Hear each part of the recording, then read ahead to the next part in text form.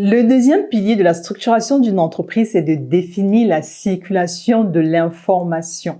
Vous devez savoir qui prend les décisions, les décisions, qui prévalide un dossier. Comment on fait pour organiser une réunion?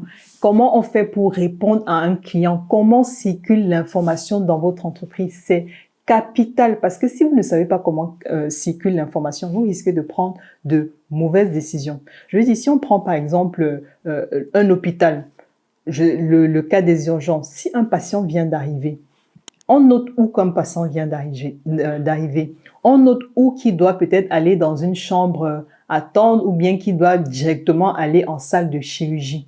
Et on note où les constantes vitales qu'on a pris peut-être avant d'entrer au bloc. Vous voyez souvent dans les hôpitaux, bon, même si vous n'avez pas encore eu à faire face à ce genre de problématique ou bien dans les films sur tout ce qui se passe à l'hôpital, vous allez voir que le système est vraiment bien organisé. L'information est vraiment clé et capitale même dans ce genre de cas parce que si l'information est manquée, on risque de prendre de mauvaises décisions. Moi, les séries que je regarde souvent, Grey's Anatomy par exemple, vous allez voir quand souvent en salle d'opération, on se dit mais non, en fait, on n'a pas eu la bonne information. Je ne sais pas si on devait opérer le pied gauche. Non, finalement, c'est le pied droit. Bon, après, ça reste une série.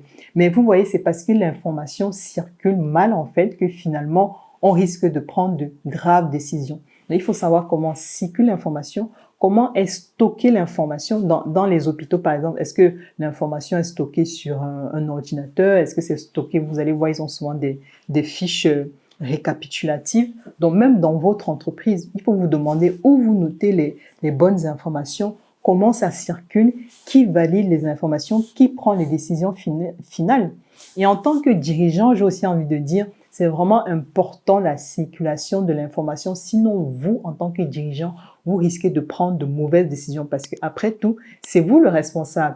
S'il arrive quelque chose, c'est toujours le dirigeant qu'on regarde. Hein. S'il y a un problème dans l'entreprise, s'il y a, je sais pas, une fuite de données, s'il y a un scandale, c'est le dirigeant qu'on va regarder. C'est rarement l'employé qu'on regarde.